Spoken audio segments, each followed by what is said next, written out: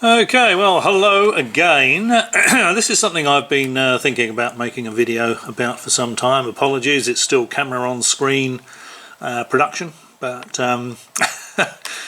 it's the best I can do for the time being. I haven't really had enough time to figure out how to use OBS and sort of import these videos and what have you. So, but I think it's the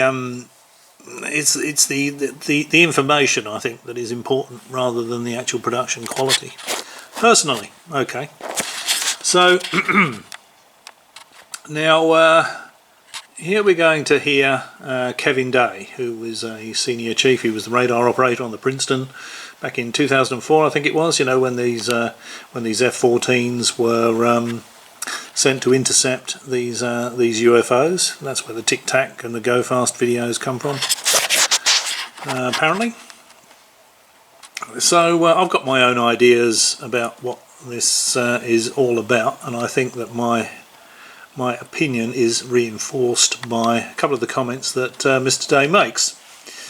So I'll be hopping between this. Well, actually, no. What I'll do is I'll just record a couple of clips and join them together as I normally do. But they're going to be from a couple of different videos. Comments from Kevin Day. It's very surprising, actually, that.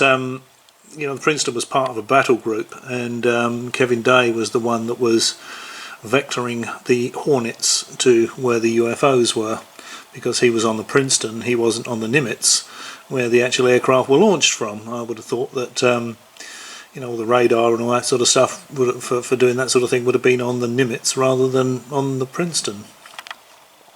Seems a bit of a funny way of doing things to me. I mean, if the Princeton is a much smaller ship, what if it got sunk? Who's going to be doing all the air traffic control for the fighter intercepts? But there you go. I've always been a slovenly civilian, so what would I know? Okay, let's get on with it.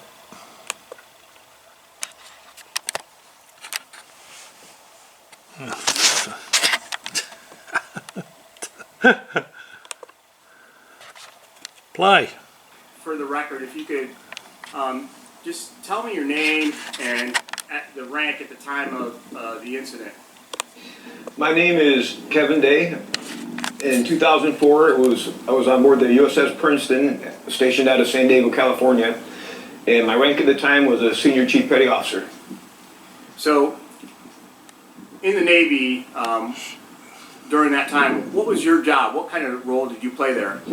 To put it simply, I was a radar man. You know, worked in Combat Information Center, or we call it CIC on the ships in the Navy. And my job was to man the radars and ID everything that flew in the skies. And I also sat a position called Anti-Air Warfare Coordinator, where if we ever had to go to war, I was the guy that was going to launch the missiles and kill shit. Okay, launch the missiles and kill shit. That's pretty succinct, isn't it? In addition to that, I was an air intercept controller. When the Super Hornets take off the carrier, I'm the guy that takes control and takes them to the fight and gets them home safe. That's really strange, isn't it? So he's on a completely different ship. That's a really funny way of working. As I say, I've got no idea whether this is true or not. I suppose I'll take that as being true. Seems a very odd way of conducting business to me. So when people hear you talk and see you on camera, give us a little indication about the level of experience you had during that period of time in your career. When the Tic-Tac UFO encounter went down, I had just a little over 18 years actual sea time on Aegis type ships. And the Aegis ship is our newest weapons system afloat. And it's got the Spy-1 radar system, phased array radar system. Yeah, now the Spy-1 phased array radar system is quite an old system. I think it was introduced in 1976 or something. It's a really old system. It is a phased array system. If you look at images of the Princeton, you can see there are these two panels on the forward, looking forward and looking to starboard, I think, or it might be to port actually. And if you look at the back of the Princeton, there's one looking aft and to the other side, whichever that is, either port or starboard. I can't remember now. It's a while since I've seen a picture of the Princeton, but you can see the phased array antennas for the Spy-1 radar on the images. And that was And that's where What phased array means is the antennas do not physically move. So, you know, with most people, when they think of a radar, they think of a big scanner, you know, rotating scanner. But there are ways of making a radio beam scan around through 360 degrees without actually physically moving the antennas. That calls a phased array. on that. So take us back in time to that week in November 10th-ish, around there, when you first became aware of something was going on. Maybe describe that scenario. Yeah, I was on watch. I was actually sitting anti-air warfare coordinator, AAWC is what we called it, and we were probably 100 miles. I forget how far. The military do like their alphabet soup. Or exactly that day we were off the coast of San Diego, southwest, kind of off the coast of Mexico, Baja, and I started to notice these weird tracks that were popping onto my radar coverage right around San Clemente Island. And the reason why I say they were weird, because they were appearing in groups of 5 to 10 at a time, and they were pretty closely spaced to each other, and they were 28,000 feet going 100 knots tracking south. And in the back of my mind, I'm thinking, you know, that's kind of odd. I mean, I don't know anything that flies like that. They weren't on the comm air routes, the commercial airline routes. I wasn't really that concerned about them. I didn't consider them hostile for any reason at all. And I just kind of, we watched them for several days. So there are 5 to 10 objects that appear on the radar, and they always travel north to south. They're in fairly close formation, and they're flying slowly. Okay, so let's just remember those that description. They always fly the same course, north to south, so they're going from the top of his screen to the bottom of the screen. And they're in a fairly close formation, and they're flying slowly. Now, I've heard him describe these on a different video. Don't know which one actually. I probably won't be able to find it, but as like snowflakes going down the radar screen. Another quick thing to mention here is that Kevin Day is the only one. I can't believe he's on his own doing this. Yet he's the only one that's out there talking about it. Okay. And if we wouldn't have had an air defense exercise scheduled to happen on the 14th of November, maybe this whole thing never would have happened. We maybe weren't that concerned about them. Why were you there with the ships out there at that time?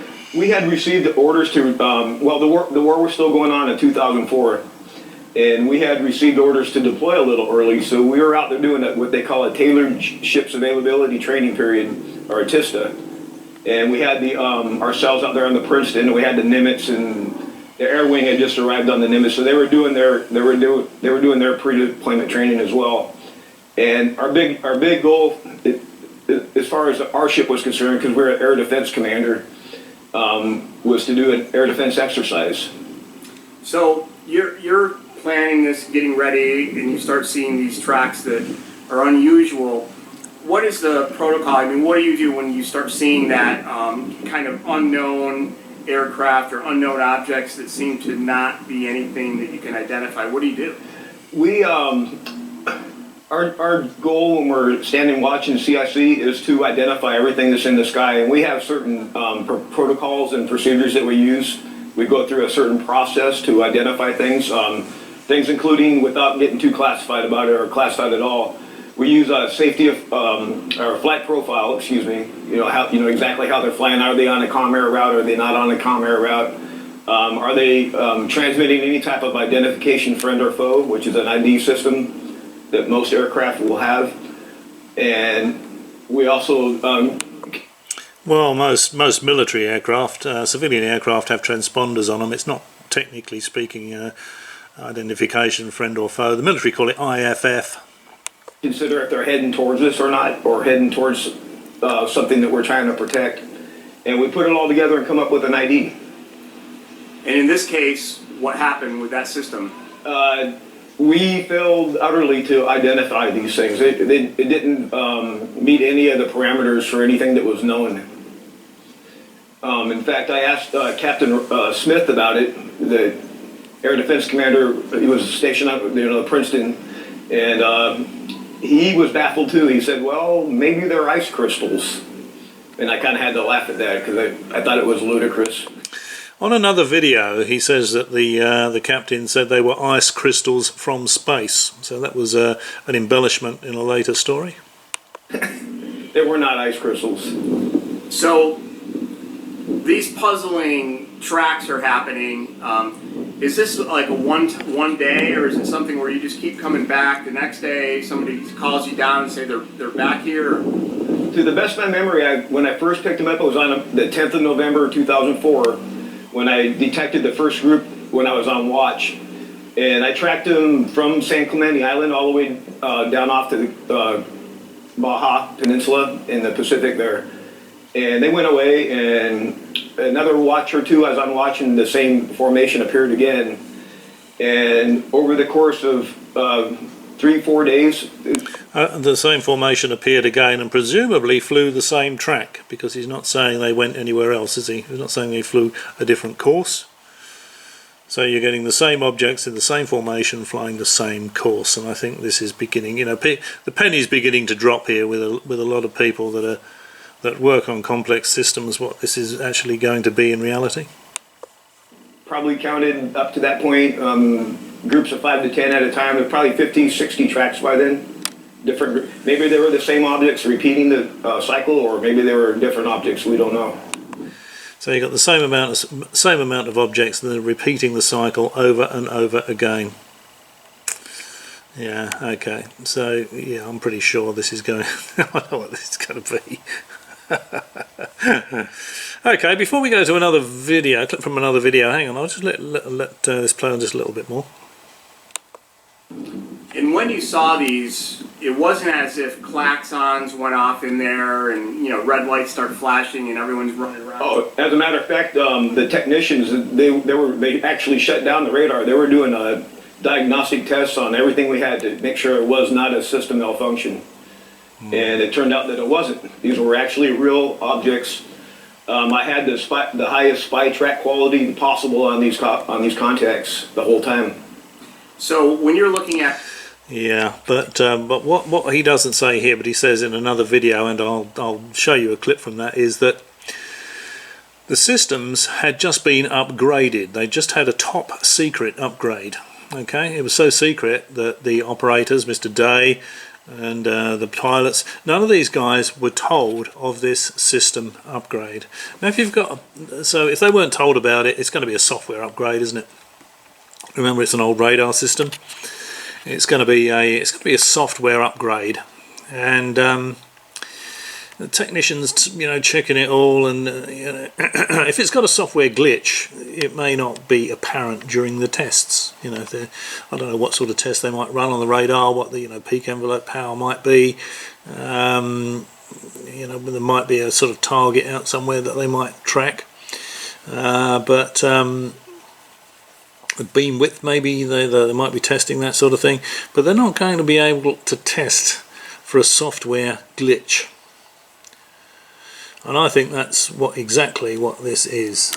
They just people that work with complex systems know how common it is for glitches to appear after a significant software upgrade, and I think these people weren't told about it, and I think the fact that it was the same pattern repeating over and over again. Mr. Day describes it as a cycle over many days. I think this is going to be a software glitch, and I think Mr. Day eventually came to the conclusion that it's a software glitch as well, because I'll show you a clip from I might actually be later on in this video, where he actually says in his own words, I think I know what it was, but I'm not going to say because I don't want to destroy the credibility of the story. So he likes the UFO story. He came to the conclusion it was a software glitch. He may have even been told after the event, by people working on the system trying to fix it, that that's what it was. It was a software glitch. Because Mr. Day's got sort of heavily into this UFO stuff, there's another video of him saying, oh yeah, well I've been getting all these sort of ecological, been thinking about all the planet and the ecology and all this. I never thought about it before. So he's going down this well-trodden UFO story route. He's also the CEO. He's set up this UFO hunting company, and they want $85,000 to rent a ship and go and sit out in the ocean and look for UFOs. Yeah, okay. Well, he's not going to be able to hire a ship that's got anything like military grade radar on it for a start. I used to be in the super yacht business, and you can see aircraft on the radars, but you can't tell what altitude it is. You can tell what bearing it is. You can tell what distance it is, but you can't. You'd be able to tell the bearing, the distance, and the speed. Actually, yeah, you would. You wouldn't be able to determine the altitude. So I don't know whether he's trying to make a career out of this UFO hunting, or it's very common in the UFO business. People will show a bit of an interest in a story. They'll do a few appearances, and they like doing the appearances, and they like getting the money for the appearances, and so the story becomes more and more embellished, like him saying about the captain saying they were like ice crystals from space on another video. Okay, well let's just take a look at Mr. Day telling us all about the top secret upgrade that none of them knew about. Actually, before we do that, I'll just let this continue just a little bit. At the tracks and you see like a group of 10 or whatever, are you able to isolate like one of them and find out more details on like one? Potentially, yes, you can do that. In this case, however, they were all pretty much similar, identical. The only difference being is the spacing between them. If I could describe the scope, you're looking at your scope, you got north and then you got south on looking at your scope. If you can imagine snowflakes slowly falling through the sky like that, that's kind of the way they appeared and tracked towards the south. And then Yeah, and they did this over and over again. Tracking north to south down his scope. The same formation, same amount of objects. So I think this is very obviously a software glitch in the software upgrade that this Spy 1 radar had received. Okay, well let's just go on. Yeah, hang on. Let's just give it another couple of minutes. also described some maneuverability that seemed to defy known aircraft. Yeah, and Oh yeah, this is worth hearing. so what happened was on the 14th we were going to do the air defense exercise, and in the back of my mind that's when I determined I was going to become concerned about these objects. Is we were getting ready to launch a whole bunch of aircraft in that same piece of sky because we like to play right around in those altitudes. And my concern, of course, was safety of flight. So when Captain Smith comes down to CIC, I said, "Sir, we've been tracking these for several days. I have no earthly idea what they are, and no one in combat knows what they are. And I highly recommend we send aircraft out there and intercept one and ID these things, because if we don't and we launch aircraft into this mess." Now he highly recommends that they go and intercept one of these and identify it. Why would you send an aircraft or a couple of aircraft to intercept one of these when there's 5 to 10 of them in a fairly close formation? That doesn't make very much sense to me. I mean, if there's 5 to 10 of them in a fairly close formation, why not send half a dozen planes? Why say let's scramble a few jets and go and have a look at these things and identify them, not go and have a look at one of them? That seems a bit odd to me. And there's an air-to-air mishap of some kind. Somebody's going to ask us why we weren't more curious. So stepping right before that day, you noticed that some of these were dropping down in a very fast speed, and that you played that back. I'm going to take a pause right now because a jet ski's coming, but November 14th rolls around and you've been watching these things, and so you have a conversation with the captain. Why was that day in particular kind of a good day? The 14th at, I believe it was 10 a.m., we were getting ready to do an air defense exercise, which is simulated combat training, very high fidelity, realistic type training, and we were going to have aggressor aircraft launch off the beach off Miramar and North Island Air Station and basically attack the strike group. And it's designed to be real high fidelity type air defense training. Yeah. So it's designed to be really high fidelity air defense type training. Now remember, all of the systems have had upgrades. A top secret upgrade, none of the operators. or the pilots are aware of this. So this is an ideal opportunity to test this new software that's giving these ghost images, for want of a better expression. They're completely unaware of the upgrade, so they're quite happy to accept what they're looking at is real. What they're seeing on the screen is real. And so you talk to Captain Smith, and they decide to interrogate one of the things. What happens next? Fast Eagle flight was Event 1 launching off the carrier, and he was up doing a functional check flight, getting ready to play in the 8X. And this is going to go into the Commander Fravor. Yeah, intercepting the Tic-Tac. Hang on a sec. Let's just get in. There's just one other piece I want to get on here. He was under control of the E2 Hawkeye, the wallbanger. And so I talked to the wallbanger on the radio. I said, hey, basically, in layman's terms, you have contact on these contacts? And they were like, no, we see them on data link, but our radar's not holding good track on them. Yeah, okay, so the data link will be from the Princeton that is seeing these things. So the Hawkeye, which is one of these airborne radar aircraft, cannot see what Mr. Day can see on his radar. And that's probably because the Hawkeye hasn't been upgraded. It's got a different type of radar, you know, it's got a different software. Because the objects aren't physically real. That's why the Hawkeye can't see them. We got an audio coming, like jet skis. So, yeah, we can just pause it for a second until these guys go by. Okay, so Fast Eagle flight is on an 8X mission. They launch, the Hawkeye launches.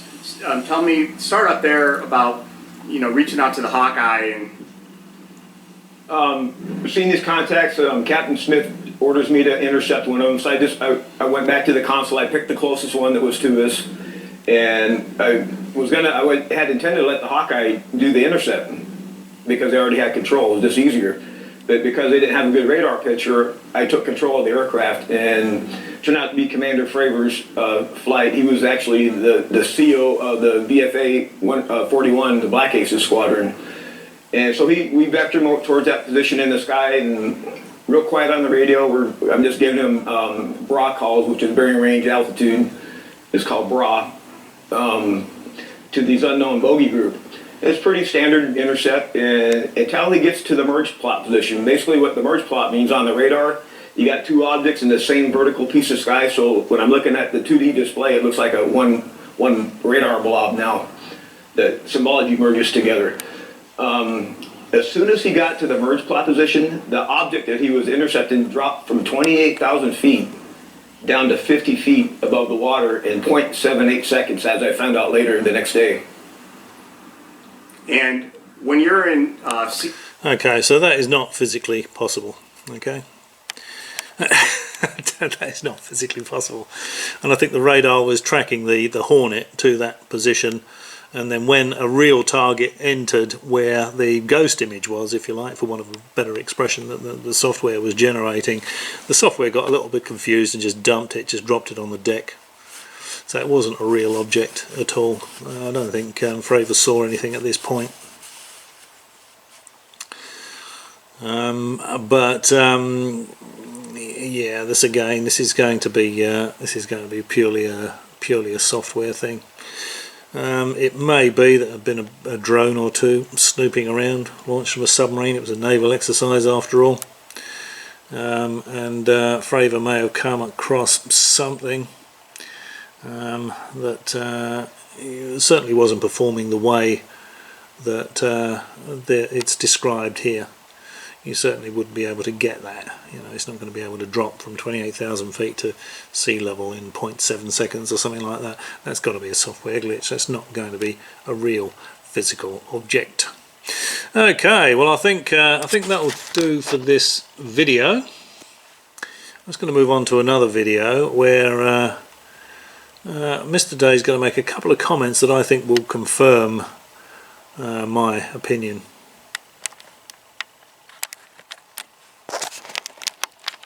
Button. Okay, well I'll leave a link to this video and the previous video below, so you can watch the videos in their entirety. And we'll just see what Mr. Day has to say here. A year and a half ago when I first learned of them, and oh, just a quick thing. See, Kevin Day, CEO UAPX. Now he's a CEO of some UFO hunting company. You know, they're looking for money. This is a bit of a red flag, I think. I have to say that I was surprised, but I guess not totally so, because I have a working theory about what allowed us to finally see these things. And again, I'm going to speculate. This is speculation because I don't actually know the answer. But right before the Nimitz strike group had gotten underway in 2004, our ship and some of the aircraft had received a top secret technical upgrade. I didn't know anything about it because I just have a secret clearance. But I think for whatever reason, that upgrade that we received suddenly allowed us to see something that had been in the skies for maybe a long time. We just couldn't see it before. Yeah, well, the upgrade actually was generating what he saw on the screen. The software glitch was, that was why they never saw it before, this top secret upgrade. You know, the staff were unaware of the top secret upgrade. Some of the aircraft received an upgrade, so the Hawkeye probably didn't receive the upgrade, which was why the Hawkeye could not see these objects. And this is why Mr. Day saw the objects on the upgraded Spy 1 radar, because he had a software upgrade. It was a top secret upgrade, nobody knew about it, and as is common with many complex systems, when they get software upgrades you get glitches afterwards, and then you have to work on it to iron the glitches out of it. And they were doing this high intensity, high fidelity, I think he described it as air combat training. So they're going to want to see how the new upgrades perform in that environment. And it may even be that the Tic-Tac was part of that as well. You know, if they weren't told about the upgrade, they probably weren't going to be told about a device probably launched from a submarine, the way Favor describes it. You know, roiling under the water. It's probably a device launched from a submarine, just to attract their attention, or see if it could gather intelligence on what they were doing without attracting their attention, as part of the systems test. The systems upgrade test. That's what I think this is all about. Okay, and then finally we'll just go to a little clip from Mr. Day, who I think was later told it was a system glitch, but he doesn't want to, because he's a UFO enthusiast. There he is, he's the CEO of UAPX. He doesn't want to destroy the UFO story, and so he doesn't tell us what he's been told. And we'll go to that clip now. This is just another bit that I think is worth including. You began finding yourself on TV and on the news. Yeah, it didn't take long. Robert Powell And thoroughly enjoying it, no doubt. had done a YouTube video and talking about this. So I drop a comment in the comment section on YouTube and say, hey, I was there, I was the air controller, and contact me if you want to talk about it. He did right away. See, he loves it. And from that point forward, and that's the problem with a lot of this UFO stuff. You know, the people that are involved in it are enthusiastic about it. You know, they like the subject, they like the microfame, and they like the money for the interviews, of course. my life has pretty much changed again. Were you sort of surprised that when you found out that the U.S. government had a study about some of this? Not really, because I was never a UFO guy, but I listened to Coast AM radio for years and years and years. Well, if he was never really a UFO guy, he would not have been listening to Coast radio. If he's been listening to Art Bell, which is probably what he's talking about, for years and years and years, he's a UFO guy. Since the late 90s, Art Bell, George Norrie, George Knapp. He's not a UFO guy. But he laps up all the UFO stuff from the usual suspects. So I always had an interest in it. Always had an interest in it. So he's never been a UFO guy, but he's always had an interest in it. So you can't have it both ways, Kev. You've always been a UFO guy. There's no point you denying it. You've just told us that's the case. Probably I would not a strong interest, not a weak interest, but I was curious about UFOs. I mean, people say the government. If he's listening to all that lot and he can just rattle those names off like that, he's got a keen interest. And have some big conspiracy and so on. Do you think that they know all about this, or do you think they're kind of like trying to figure out the answer just like everyone else? That's a very good question, and I don't have the answer. When you saw Commander Fravor on TV, kind of all by himself up there, taking the brunt of this, how did that make you feel? I felt an obligation. So maybe say his name. I was actually waiting tables that day for free, working for free, and he comes on CNN, I believe, and in the back of my mind, I was like, oh my God, I have a duty to speak up. Yeah, so he's gone from waiting tables to being a micro celebrity in the UFO business. So there's got a bit of motivation for spicing the story up. As I said previously, he said before, the captain said these were ice crystals from space. That was an embellishment on the earlier stuff, and on this video he doesn't mention ice crystals from space, just mentions ice crystals. Okay, well let's just go to the bit that I actually wanted to show you. And again, I think this is a bit of a red flag here. But there's been troubling aspects from it.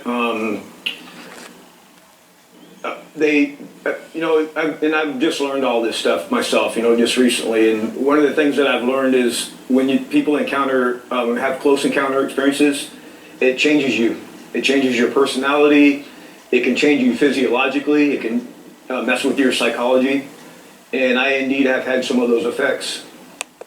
I didn't know it was happening. I didn't relate what I was going through personally. Now this is a little odd because he's a radar operator. So, how would this have affected him just by sitting on a warship looking at a radar screen? It's affected him physically and psychologically. But how exactly? This doesn't make any sense at all, does it? And this is sort of leaning towards red flag territory. It's definitely red flag territory, I think. With this sort of thing, when people start telling you about that they've just had this really significant effect on them when they're not claiming to have been taken into a spacecraft and met any aliens. All he's done is look at a screen, isn't it? Okay, next bit. Okay, and here's the last clip that I think we'd be interested in seeing from Mr. Day. What do you think? Do you have any personal ideas over all these years what these things were and where they came from? I do not have a clue, and I hesitate to speculate because it's not my role. My role is to describe the story and convince people that yes, this event really happened and these objects were really real, but what they are, I have no idea. I have my personal feelings, but I don't want to express them because it can do nothing but destroy the credibility of the larger story. He has his own personal theory, but he doesn't want to say what it is because he doesn't want to destroy the credibility of, effectively, the UFO story. So I think he knows it was a software glitch. I think he's probably been told that they sorted out the radar issue. But he's just jumped on the UFO bandwagon, like many do. They'll tell a UFO story, and if anyone shows any interest in it, they run with it, and it becomes more and more embellished over time. So there we are. And again, we only have. I'm sure the Princeton has more than one radar operator. He's not going to be manning the radars 24 hours a day, is he? None of the other Princeton radar operators, as far as I know anyway. Maybe you could let me know in the comments if I'm wrong. Preposterous as that suggestion is, you could let me know, and I might do another video. But we have there's no one else from the ship, no other radar operators are coming forward and saying they saw this. So I think what we're dealing with here is pretty obviously a glitches in a software upgrade that's just been embellished and embellished and embellished, especially when it comes down to, you know, affecting people mentally and physically with UFO encounters, when all he's ever done is look at a screen. Yeah, I honestly think what with the systems upgrade, the way Favor described the encounter, we're not dealing with ET here. We're dealing with a test of a software upgrade, and there were glitches in the software. I think it's as simple as that. Tic-Tac is shown by simple trigonometry using the head-up display on. It wasn't actually Favor at that point. I think it was Chad Underwood, wasn't it? Was flying the plane. But if you look at the head-up display, and it shows you the range and the look-down angle, shows you the speed they're flying at. You can do a simple bit of trigonometry, and you can. It shows that the Tic-Tac was actually a slow-moving object at an altitude of 13,800 feet. It wasn't low, it wasn't fast. And you get people like Ross Coulthard say, yeah, they were exercising at supersonic speeds. Again, a huge embellishment. They certainly weren't. You can see the speed on the head-up display. I can't remember what it is now, but it wasn't particularly fast. So it was certainly subsonic, without doubt. So there we go. That's just my take on the 2004 Nimitz UFO encounters. As always, so no ET involvement at all. You can put a line through this one. It's just nonsense. As always, thanks very much for watching. Perhaps I'll catch you again.